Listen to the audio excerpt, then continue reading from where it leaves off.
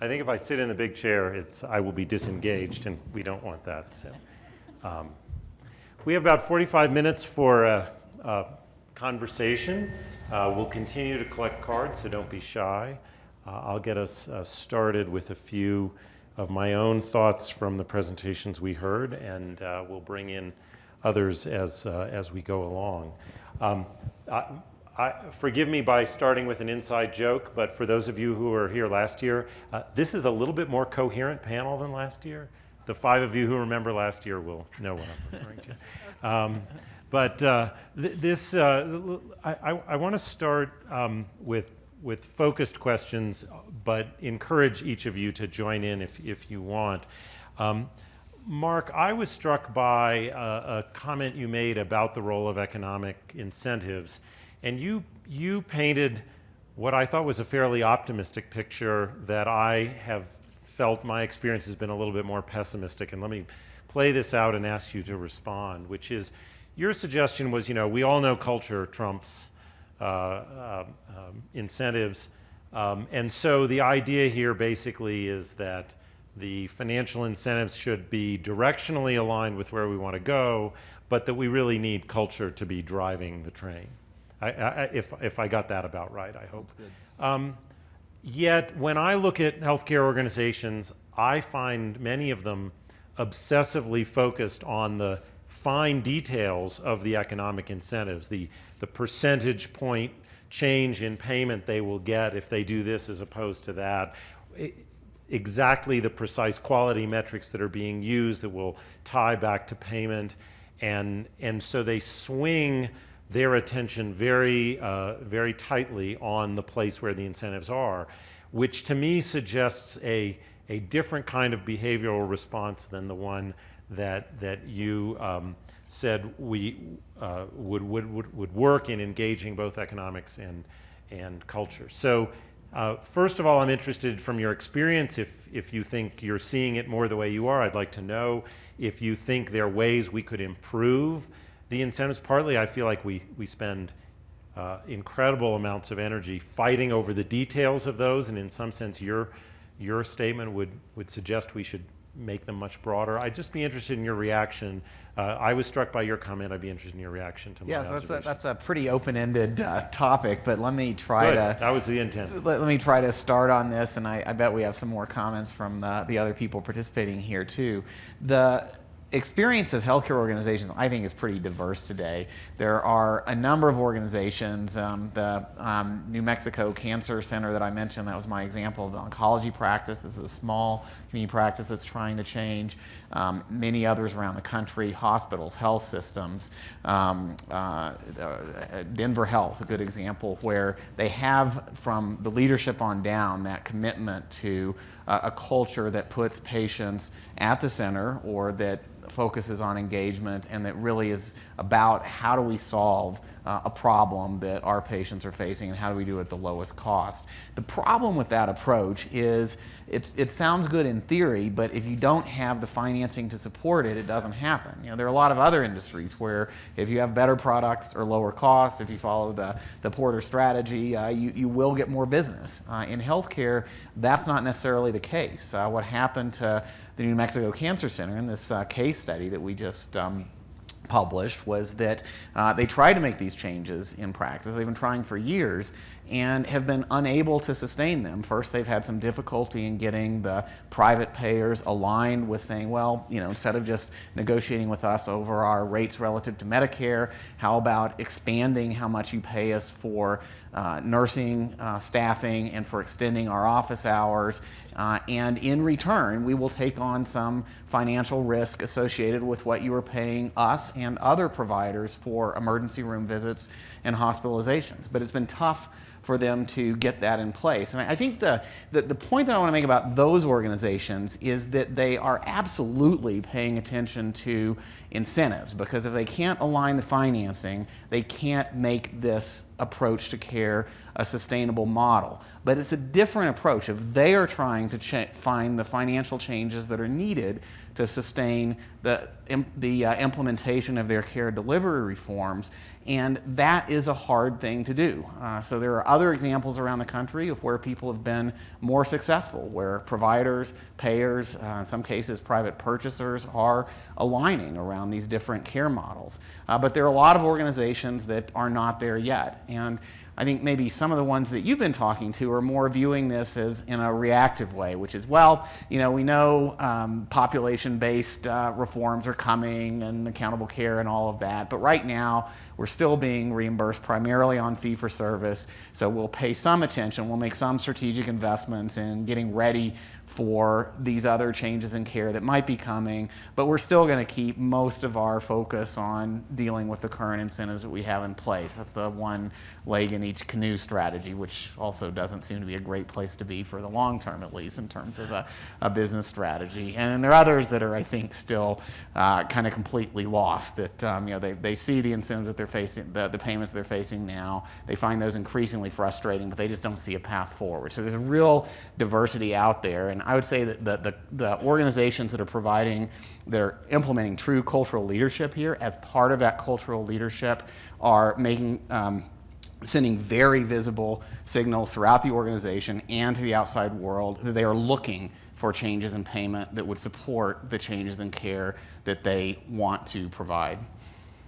So that's very helpful. And so in part what you're saying, it's not surprising given the diversity of the healthcare system, that if you start with strategy, you're looking for a financial model that'll fit. If you're starting with the financial model, you're in this more reactive mode, as you describe it, the response could be quite different. Yeah, I just to put a further point on it for the organizations that are trying to lead, it is not enough in healthcare to reform care and show that you are engaging patients, engaging providers in new ways, getting better outcomes, and lowering cost. That is not a sustainable model by itself unless another major element of your overall strategy is to get to financing that aligns with the culture that you want. So it's turning it around. It's not viewing, and this is where, you know, the most powerful force in healthcare today is still professional norms and expectations about what is the right way to deliver care, and wanting to fulfill that as just as a personal mission or as an organizational mission. And this is the strategy that accomplishes it. It's not the other way around. So we're now going to tweak a few little economic incentives and expect people to buy in or fundamentally change what they're doing. Thank you. Let me move to pulling in one comment you made, Mark, and bring it over to Lori. You showed the data, and they are up there for the viewing, that as a matter of public choice, we choose to spend more money every year on healthcare services in particular, and not on other things that might improve our health. We could say that's an expression of our values. Lori, you talked a lot about civic engagement and how to change the discussion, and I think my reaction to those upward sloping charts is not so much that this is the deliberative result of community discussions about social values, but it's about interest group politics. It's about the fact that the money flows into healthcare are so large that they create a business model of an engine to get more money into those, whereas the business model on the social supports doesn't create the kind of infrastructure that leads to more support for those services. So I'm sitting here thinking, if I'm right, and I may not be, but if I'm right that actually if you put us all in a room or try to do some more of a deliberative process, we might reallocate resources away from healthcare services more toward the other things that affect health, but we haven't gotten there. What from your work would be the first step we could take, or the second or third steps we could take to get that kind of resource allocation as part of the public discussion about how to improve health? Wow. I didn't promise easy questions. I just promised questions. Hard questions. Okay, good luck with that.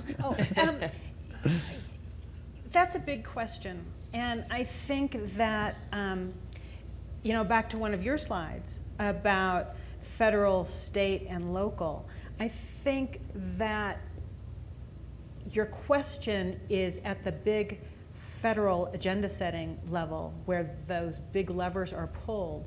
But the answer is maybe at the local level, or the experience is at the local level. Like what I think you were saying is that from an economist's point of view, and I'm not an economist, I sure shouldn't speak for one, but you're saying that those numbers reflect a choice that has been made. And yet you're questioning that, you're saying that that's not a deliberation, it's kind of happened. And it seems like the deliberations happen at the local level. So there's a bit of bubbling up that needs to happen. And it doesn't seem like a new conversation to me. I mean, Brenda talked about MBA school. I remember MPH school. And when I was there, it was about community-oriented primary care. That kind of sounds like a health home to me. You know, so I think these ideas are not new, but they're hard to talk about.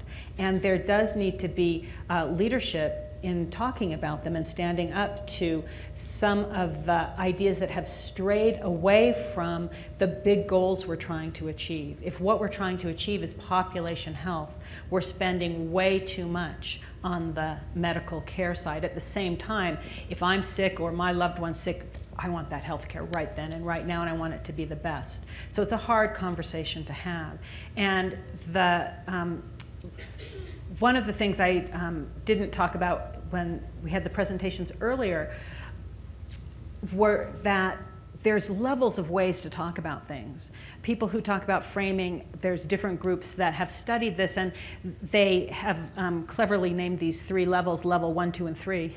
And level 1 is about the values level that I talked about, so I don't have to repeat that. Level 2 is kind of the categorical way you would frame an issue. So is this, we're in a health care frame here. We're not really in a health frame. And your question is about how do we get out of the health care frame and move to the health frame? And there might be some mechanisms and links if we also think about the education frame and the criminal justice frame and the housing frame.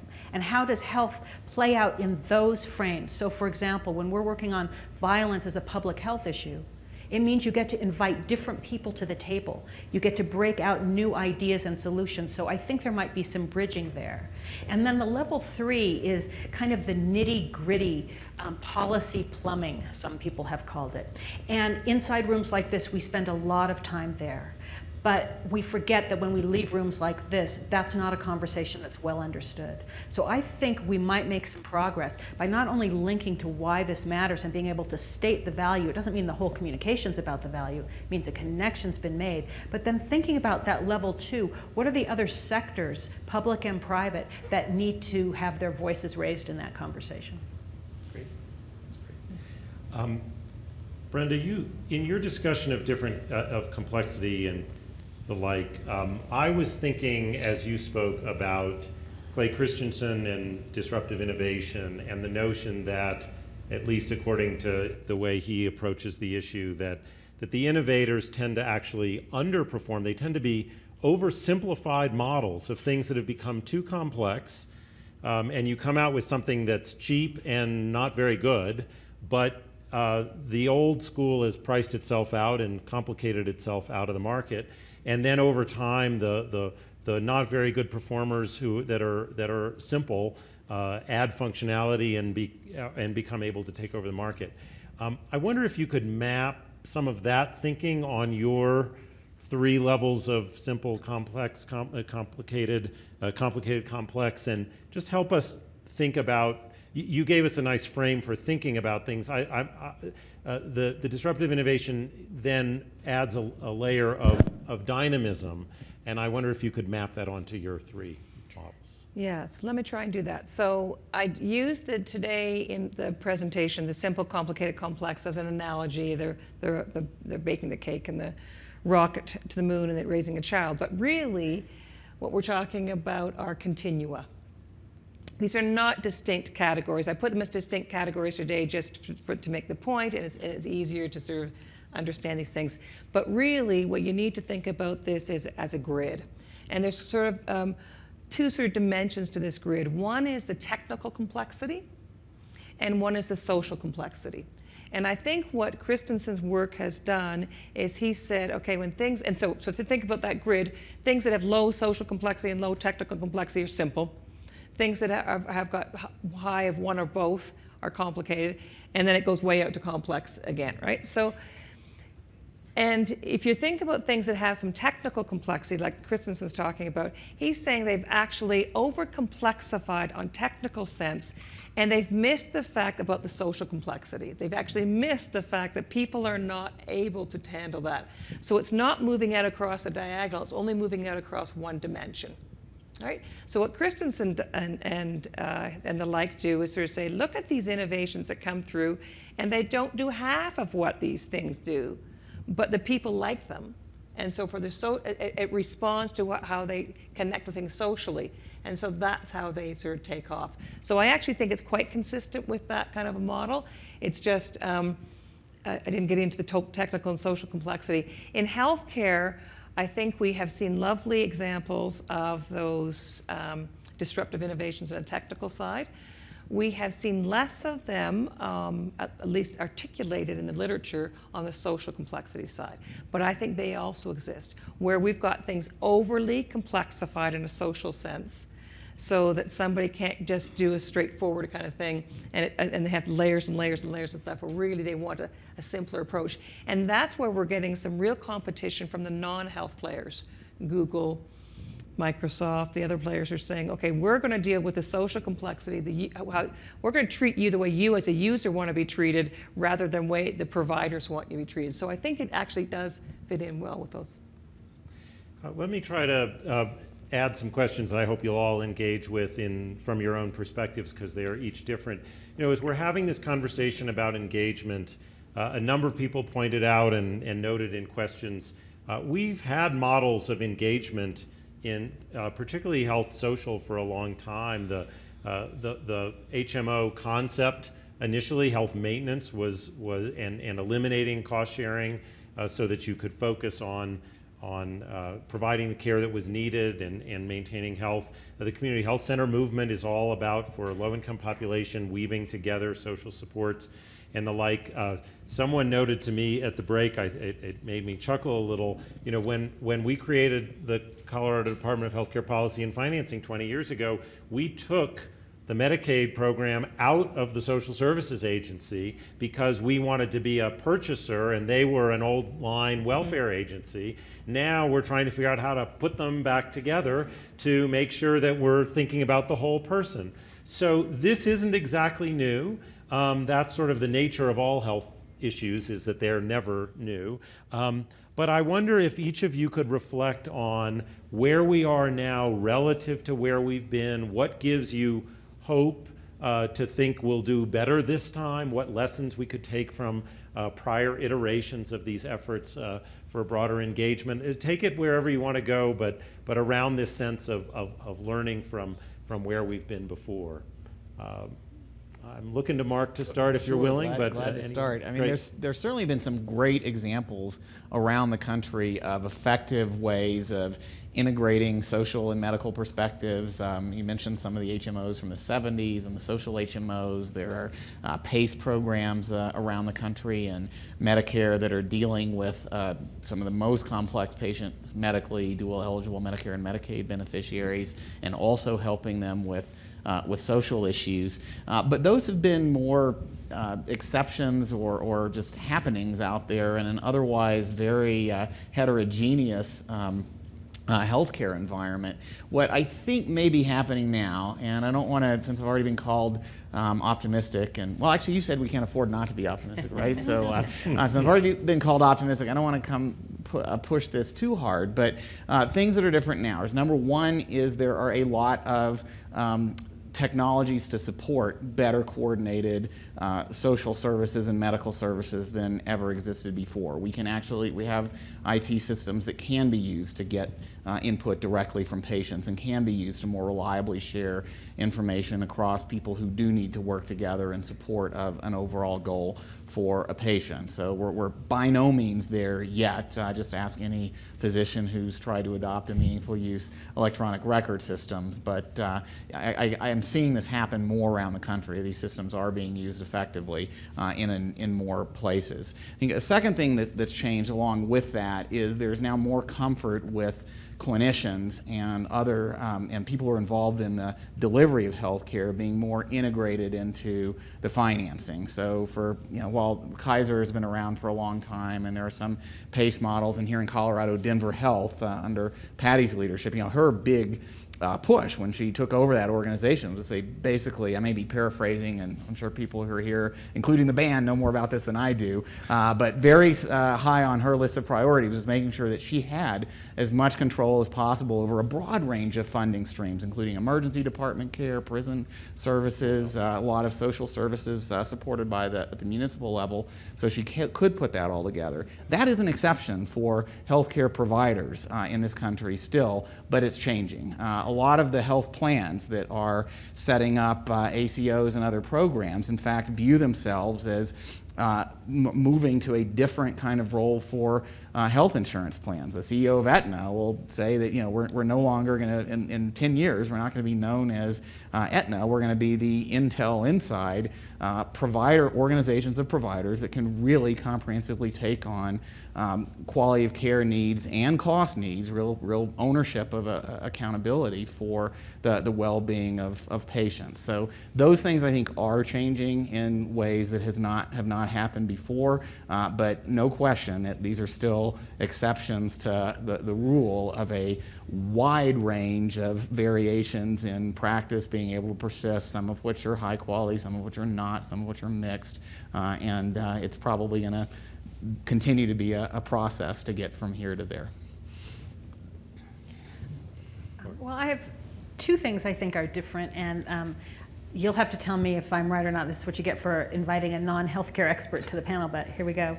I think one thing that's different is foundations that are conversion foundations and focused on health. We have many of them around the country, including here, and I think that's a way to focus resources and attention. Not that health foundations can foot the bill, they certainly can't.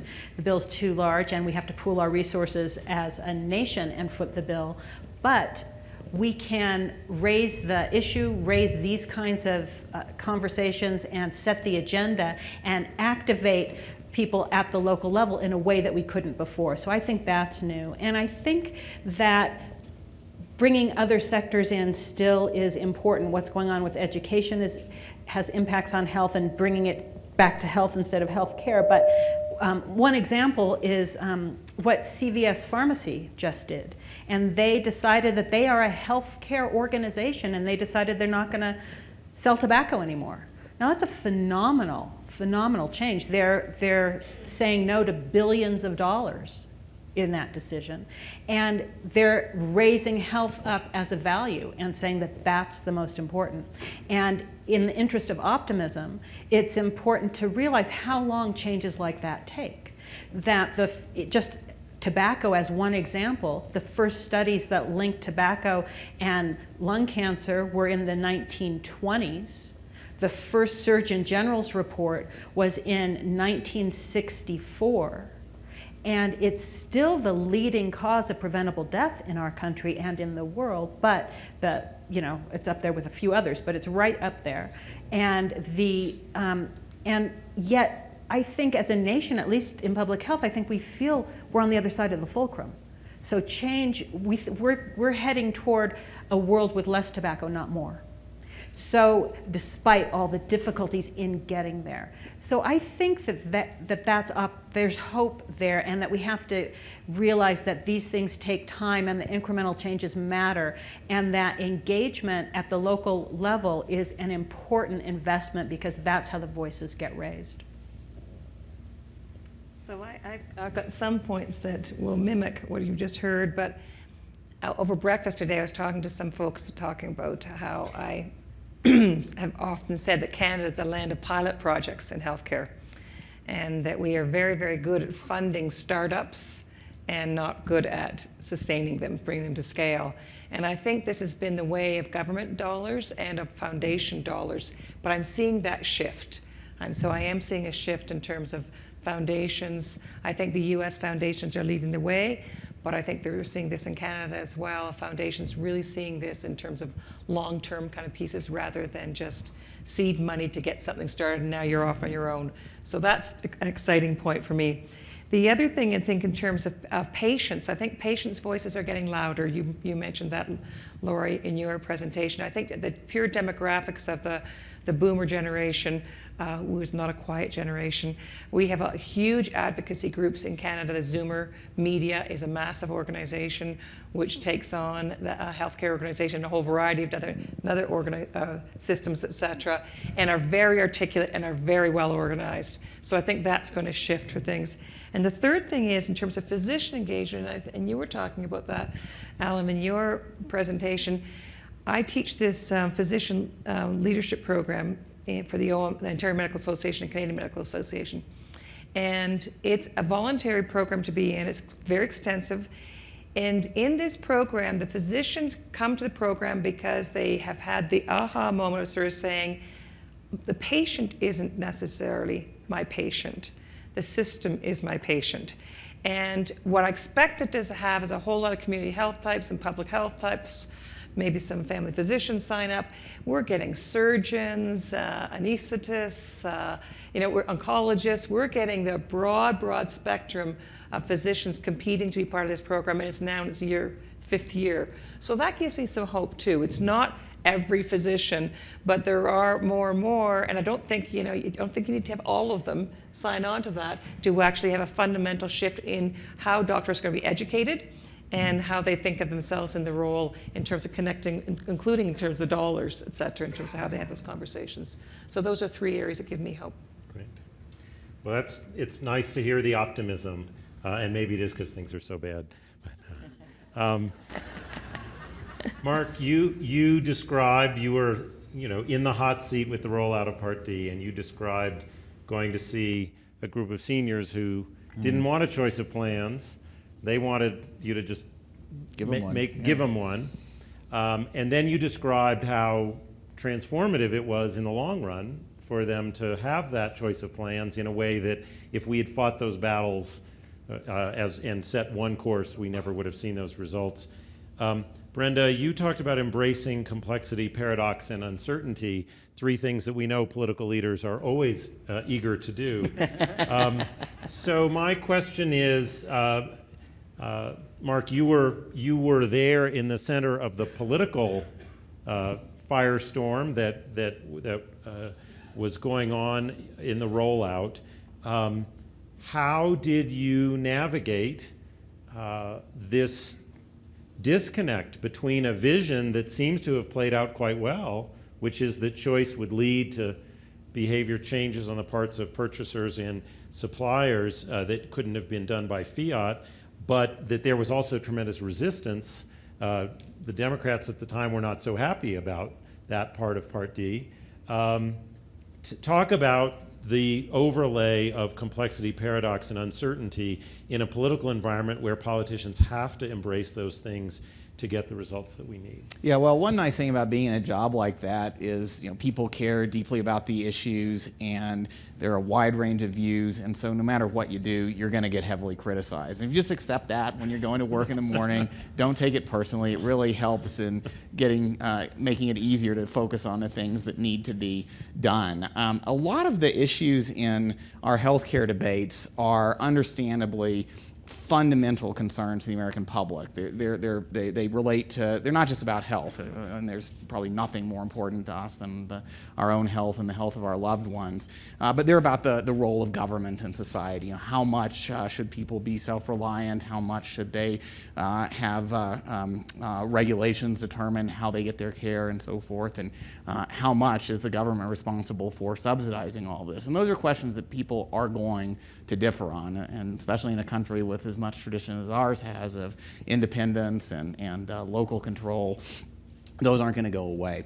What helped with the Part D process was wherever the political process came out. In that case, it was supporting the implementation of Medicare Part D through this competitive approach. And again, my point is, interestingly, in the ACA, fundamentally, the basic structure is not that different. There are some big differences in how, and I don't want to belittle these in terms of how the administrations have gone about doing it. We tried very hard to give a lot of flexibility in terms of how plans could design their benefit to really encourage innovation and competition.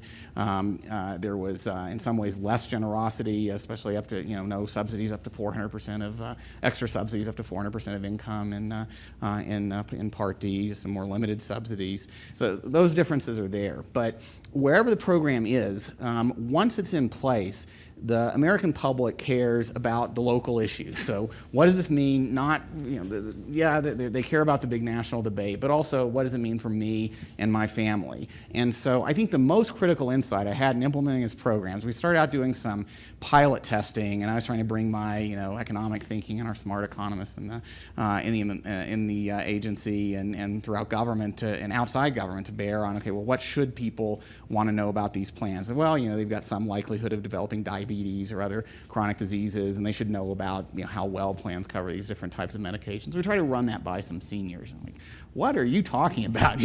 I don't have diabetes. Are you trying to bring me down? Like, I want to know, as I said earlier, what do my drugs cost at my pharmacy under the different plans? So I said, okay, let's go with that. And then there was a lot of consternation around, health plans have never produced that kind of detailed information. There are thousands of different drugs and thousands of different dose formulations and 50,000 pharmacies in the country, and how can we possibly keep all of that data accurate? So, well, those are those are things that people want to know about this benefit in terms of being able to answer the question of what does it really mean for me. So we stuck with that. There were some definite glitches in the program when we got started, both around enrollment. So I sympathize with some of the bigger challenges that happened later, but we really stuck with the transparency of information. And so when we did go around the country, there's no question, there are different philosophical views about what this meant, but as soon as people had a chance to sit down and look at, okay, here are the drugs that my mother is on, and here's what they cost now, and here's what they would cost under these different plans, it really transformed a national philosophical debate into a practical one that people could get their arms around. And there are still big differences in this country about where Medicare ought to go and what's the role of private plans and competition and so forth.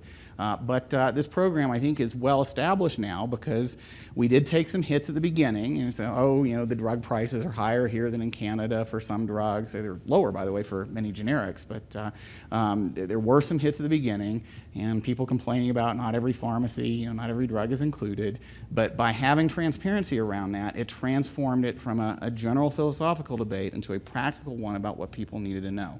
And that has not happened yet in this case. There is just not enough practical, easily available information for an individual to just find out what does this program exactly mean for me, given the doctor that I have a relationship with and the conditions that I have and so forth. And it's harder for all medical care than it is for drugs, but I would really be pushing on that transparency point. If you want to engage the public, you have to answer clearly and without philosophy, without sugarcoating it, exactly what it is that they want to know. This sounds like it'll feed beautifully into the lines of thinking of the two of you. So, Lori, please. Right, I love that, Mark, and I love the idea of transparency. I think what you're talking about is making the invisible visible. And I think that's a challenge that we have. And I think, I've wondered if our polarization around the role of government would go away a little bit or get a little softer if we did a better job of making the invisible visible. So it's easy to talk at the philosophical level, but when we make it tangible, our government is present in many ways that we're not thinking about. And so it's easy for people to go back to that idea of the individual isolated. So, when I did my walk around the lake this morning, that was an individual initiative. I didn't then have to take a bucket to the stream and bring water up to take a shower. I went into my room and I turned it on. And I think every American believes that when they turn the tap, clean, fresh, healthy water comes flowing out, but they don't think government. But I wonder what would happen if they did, and if that part of what's not visible is made visible, and those kinds of connections were present. That's what I was talking about when I was saying make the landscape visible, the context, because the personal initiative is essential. The person had to show up at the meeting and compare and make the choices, and then has to follow up and be sure their mom gets that right medication. It is more work for an individual than just having something Absolutely. given to them. But these things, there's a shared responsibility here, and we don't talk well or often enough about that part of the landscape that would make it easier for people to see these connections, and the importance of the fact that we do pool our resources together in the form of taxes. What a beautiful thing that we can do things together, what not one of us can do alone. Brenda, it makes me think about your framing around, again, complexity, that it feels that we're actually, in many ways, making some of these systems more complex. And you started in response to the question about innovation, talking about the social side as well as the technical. And I wonder if you could go a little bit further with that around engagement with the public in what are inherently going to be complex systems. But as Mark described, as you pull it to an individual choice, actually a lot of the complexity goes away. I mean, behind what the federal government had to do to get all these plans, to have comparable information and to be able to tell people what they needed, which was a phenomenal undertaking. And similarly, the suggestion that we could have some of the same discussions now if you could actually look at who are the doctors covered and things that we're still struggling to supply. But when you take an individual, it's these are my drugs, these are my prices, this is what it looks like for me. How do we think about both maintaining the complexity that is the reality of these systems and embracing it, as you say, while also building a simpler interface so that people can play the role we want them to in motivating better outcomes?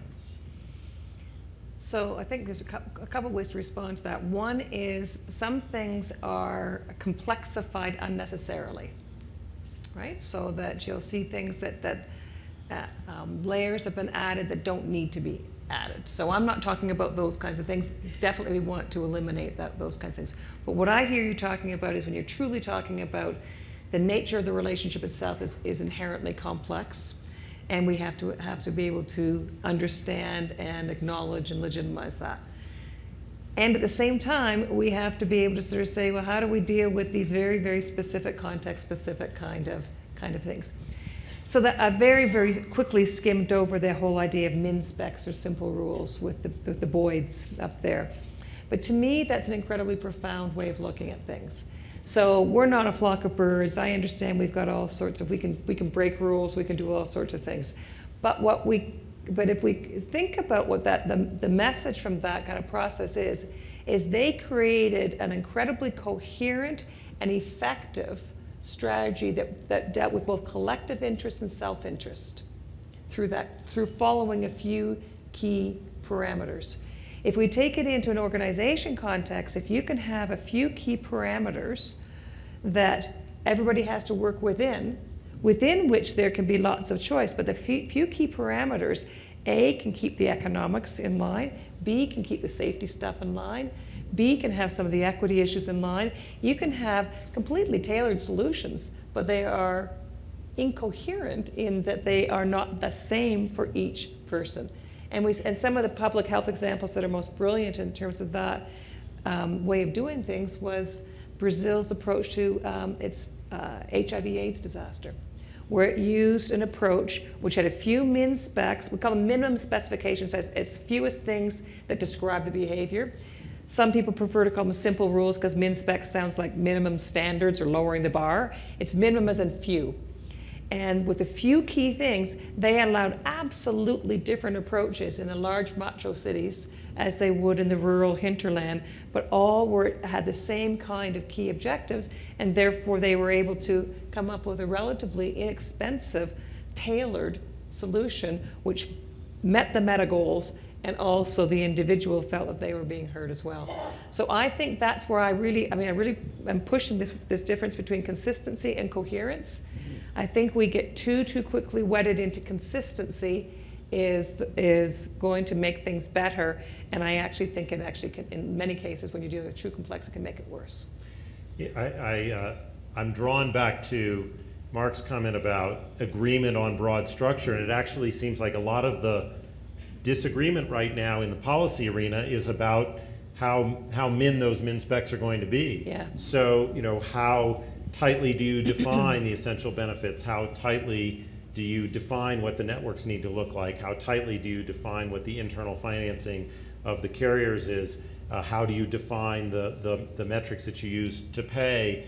And it turns out that those decisions, which then create choices for other people, the degree of specificity around those decisions has a huge effect on how everything plays out. And so we may agree conceptually that we want a market and that we want people to make choices and that there should be creativity and new ideas and new approaches developed, but there's a lot of disagreement over how much you give people the opportunity to make bad choices, and how much, what failure, what is the definition of failure, and how much do you prop up the existing institutions? So, and we need safe fail places.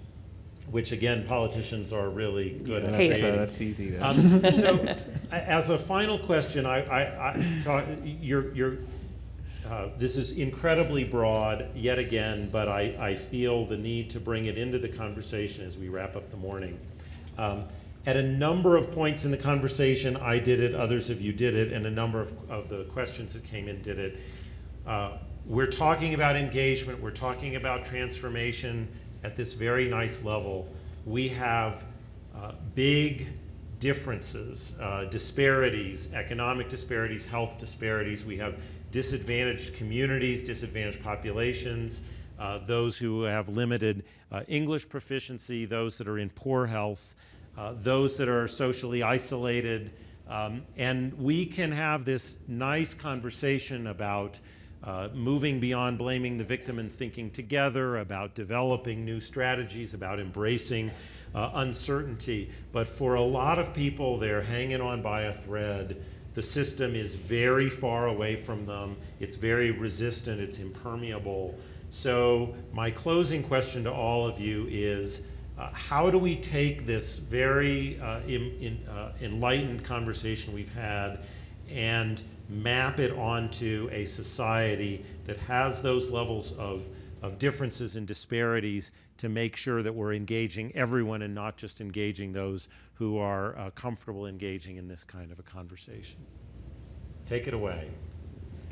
Well, I'll start because Brenda's comments made me think of something I've been mulling about, and that this tension between consistency and coherence is interesting. And what it reminds me of is some of John Powell's work, and he's at the University of California at Berkeley, and he's been talking about a concept called targeted universalism, which sounds to me like the same thing. And for me, it relates back to the tale I told before about Alice and the Cheshire Cat. And the idea is, in the way he describes targeted universalism, is that you are, and he's using it to talk really deeply about racial inequities and how to get to health equity and racial equity as well. And so, with Alice and the Cheshire Cat, the point there was to focus on the goal. So what John Powell would say is that we can have a universal goal, but targeted ways to get there. Now, you brought up the Brazil example, so that's an example of that. A simple example that he uses is to talk about our goal might be to get people to the third floor. And so we would install an escalator, But that's not going to help the people in wheelchairs, so we have to install an elevator. We have a universal goal of getting everybody to the 3rd floor, but we have targeted strategies to be sure that everybody gets there. So there's coherence, but there's inconsistency maybe in the level of resources that are required, or in which population is going to be targeted first. And there are examples of this in healthcare. Unfortunately, I'm not the healthcare expert, so I can't tell you in detail. But I do know that in some communities around the country, that while the healthcare reform brought the ability for people to be covered, access was still a problem if certain populations lived where transportation wasn't accessible or making the healthcare accessible. So you had to kind of get outside the circle, back into the community once again, and think about what are the targeted strategies that will get us to those universal goals, and be explicit about who needs what, so that as a nation we get where we want to be. And I'm going to go back to my point about financial alignment here. There is clearly a lot of interest, certainly in this audience, I think more broadly in this country, about around improving health. We've made it a high priority. That's why part of why our healthcare spending is as high as it is. But no question, the disparities are remaining, and in some cases getting worse for black women in some parts of the country. Life expectancy has actually gone down in the last decade, and that is despite a lot of efforts already to try to expand access to coverage, Medicaid coverage. Even before, the ACA was higher than it had been, steadily growing, higher than it had ever been. Now it's still higher, and I get that there's still some states that have not expanded it.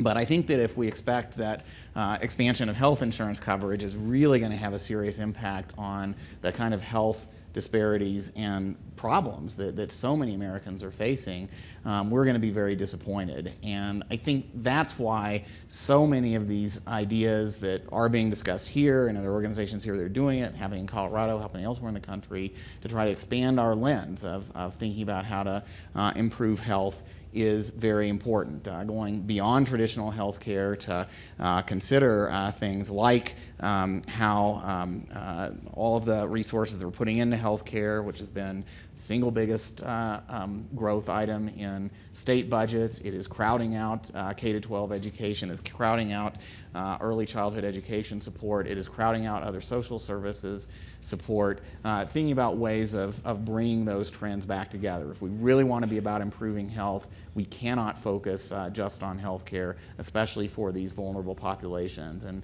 again, the optimism here in the midst of some very discouraging statistics about zip code impact on health and about trends for some trends and outcomes for some vulnerable populations is that it can be done. So as I was listening, I was thinking about some work that we do in Canada. I'm sure you do it here in the US as well, particularly in rehab, where you put on what we call disability suits, where you can put on a suit that can muffle your hearing and your vision and your walking. Others. So what if we had disability suits for socioeconomic?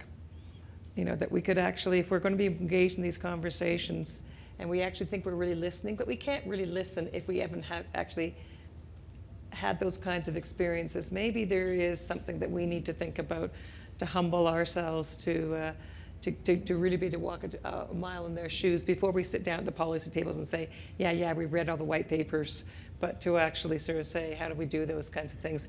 And of course, the diversity of the speakers in the room in this kind of meeting and elsewhere. Where are those other voices that can tell us where we're telling the truth and tell us where we're not? So. And we need to be able to say, I'm sorry, as Sally said. Well, I am thrilled to have been able to engage in a conversation with these three terrific people and listen to their presentations. You will have exactly 45 minutes to get lunch. We will start promptly at 12:15, but please join me in thanking our morning speakers. Thank you. Thank you.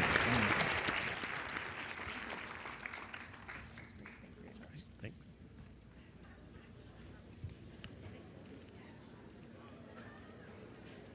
You did a wonderful job of making it actually sound like a real conversation. Yeah. So.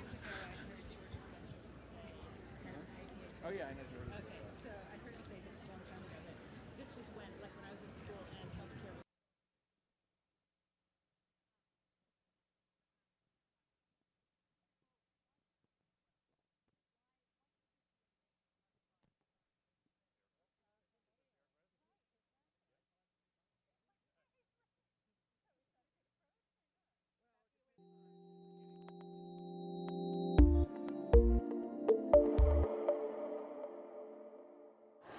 it's all about engagement. I love that I'm engaging about engagement with the whole topics going on, but it's been very key to what we're trying to do as well, and giving us good things to remember as we're trying to reach the citizens of Colorado. I love how this room of health leaders seems to be, I mean, obviously it's a full room. It's sold out. So this is something that they care about. And I think that's so timely now, because we're in such an age where people they're always on a device, they're always trying to connect in some way with wherever they are. So I love that these health leaders are recognizing that and trying to find better ways to reach out and grab that and grab the people that we're trying to help, and let that be a two-way communication, to actually be here and be in the energy of the moment and get these ideas and be able to kind of feel it and take it back and implement it right away. I think that's key, and especially for people who that's our job, is to communicate from the health organization to the people who want to know about it, to get these ideas and strategies and inspiration would be far better if it happened directly. They talked today too about how doctors hold the keys to the kingdom, kind of. And, well, truly, they do. And so getting that buy-in from doctors realizing why this is important. We can communicate 24/7 all you want, but if they're not bought into it and they're not following through and the whole organization isn't following through and they're not leading, then the engagement's not going to happen. So it takes everybody to tango.